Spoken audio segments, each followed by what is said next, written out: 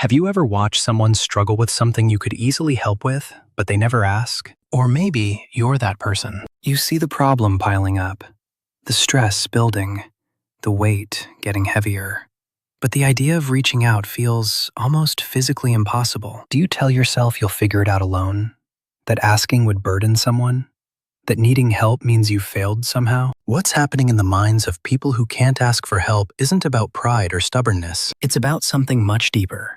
Something that often starts long before the moment they need to ask. This is about the psychology behind a pattern that isolates people, even when they're surrounded by willing hands. Number 1.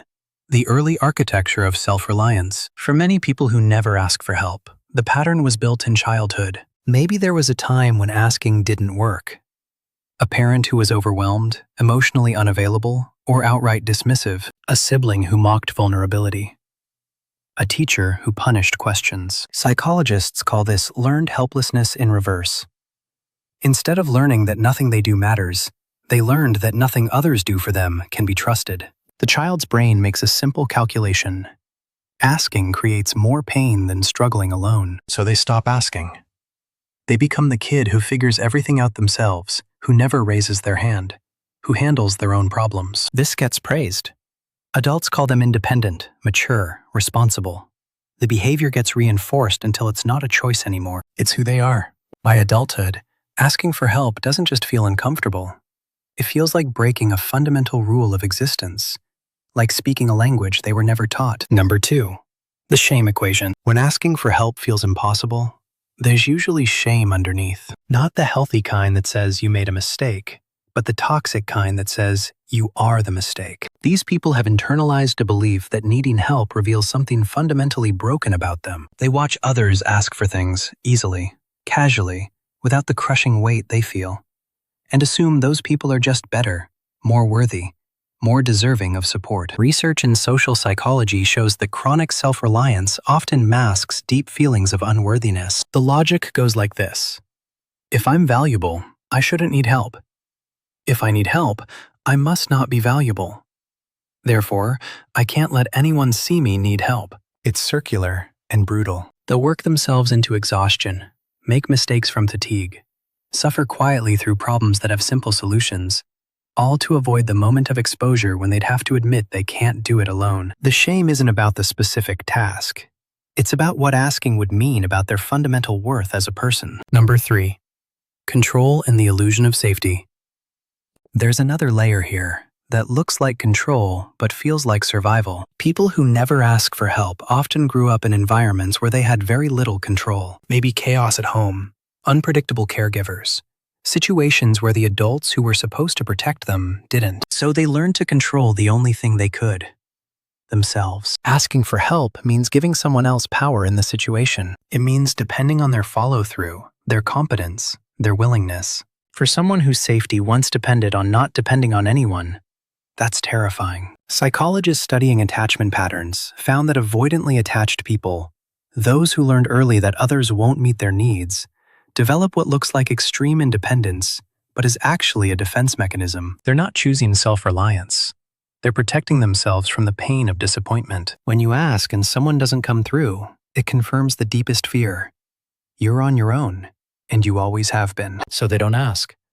They maintain the illusion that they're choosing to be alone, that it's strength rather than abandonment. It feels safer to never reach out than to reach out and watch someone turn away. Number 4.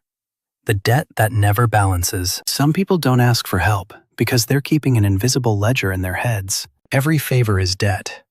Every kindness must be repaid. They live with a constant low-level anxiety about owing people, about the obligation that comes with acceptance. You'll see this in how they respond when someone does help them unsolicited. They can't just say thank you. They immediately try to reciprocate, to even the score, to make sure the balance doesn't tip toward dependence. This often comes from environments where love and support were conditional, transactional, where help came with strings attached, with guilt, with reminders of what was owed. As adults, they assume all help works this way. They'd rather struggle alone than carry the weight of imagined debt. Studies on reciprocity norms show that while most people help without expecting exact repayment, some people can't accept this. Their nervous system registers help as a threat, a trap, something that will cost them later, so they close the door before anyone can offer. They say they're fine when they're drowning. They turn down invitations, reject offers, insist on handling everything themselves. Not because they don't need help, but because the cost of accepting it feels too high. Number 5. The competence trap. There's a painful irony for highly competent people who can't ask for help. Their ability to solve problems alone gets them recognition, responsibility, more complex challenges. People rely on them. They become the person others ask for help, and that role becomes their identity.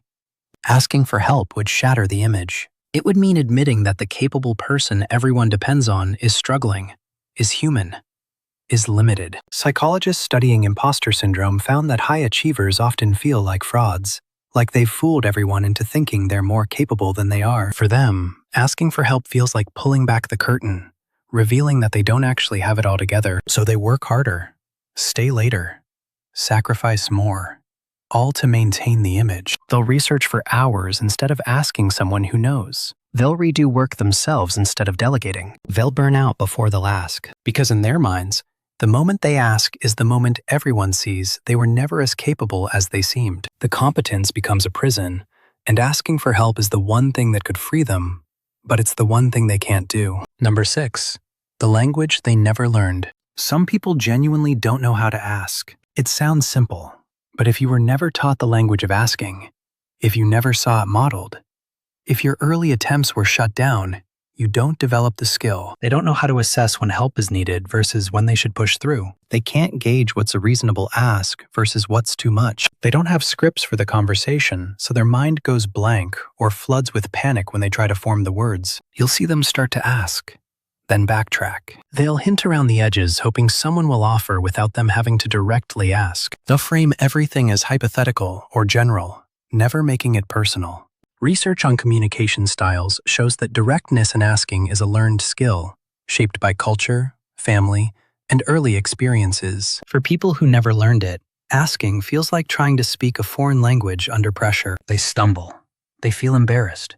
So they stop trying. They go back to the familiar discomfort of struggling alone, which at least doesn't require them to perform a skill they never developed. They're not being stubborn. They're working with a genuine deficit in their social toolkit. Number 7. When not asking becomes identity. Over time, not asking for help stops being a behavior and becomes who they are. The independent one. The strong one. The one who never needs anything. Their entire self-concept is built around this. Friendships form around them being the helper, never the helped. Relationships balance on them being low maintenance, undemanding, easy. If they started asking, everything would shift. People might be surprised, confused, even uncomfortable. There's a fear that relationships built on their self-reliance can't survive their vulnerability. And sometimes, sadly, that's true. Some people are only comfortable with relationships where they're needed, but never need. Changing the pattern means risking those connections. It means finding out who stays when you're not the strong one anymore. Developmental psychologists talk about identity foreclosure, when you lock into a self-concept early and defend it even when it's hurting you. For people who never ask for help, their identity is so tied to not needing that they can't imagine who they'd be if they started reaching out. It feels like erasure, like becoming someone else. So they stay stuck, even when the pattern is breaking them, because at least they know who they are in the struggle. Number 8. Finding the first small ask. If you're someone who never asks for help, change doesn't mean suddenly becoming someone who asks for everything. It means finding one small, low-stakes ask and practicing, something where the outcome doesn't matter much, where the person is likely to say yes, where you can build the muscle of asking without the terror of real need. Maybe it's asking someone to recommend a restaurant, or to grab you coffee when they're getting their own, or to explain something small you could look up yourself but choose to ask about instead. The goal is to separate asking from catastrophe in your nervous system, to prove to the part of your brain that learned asking is dangerous that sometimes, in some contexts, with some people, it's actually okay. You'll notice resistance even with tiny asks. That's the pattern protecting itself. Sit with it. Ask anyway. Notice that most people are happy to help with small things, that it doesn't change how they see you, that the debt you feared doesn't materialize. Over time, the asks can get bigger. But you have to start where you are, which might mean starting smaller than you think you should. There's no shame in baby steps. You're rewiring decades of conditioning. That takes time, patience, and practice. Number 9. What changes when you finally ask? Asking for help doesn't make you weak. It makes you connected. It gives other people the gift of being useful, of mattering, of contributing to your life. Most people want to help. They're waiting for permission, for an opening, for you to let them in. When you finally ask, you'll discover something unexpected. Relationships deepen, not because you're burdening people, but because you're trusting them. You're showing them a real part of yourself, not just the capable mask. You're creating reciprocity, the natural flow of give and take that makes connections feel balanced and human. You might also discover who isn't safe to ask, and that's valuable information too. Some people will make you regret it, will use your vulnerability against you, will remind you why you stopped asking in the first place. That doesn't mean you were wrong to ask.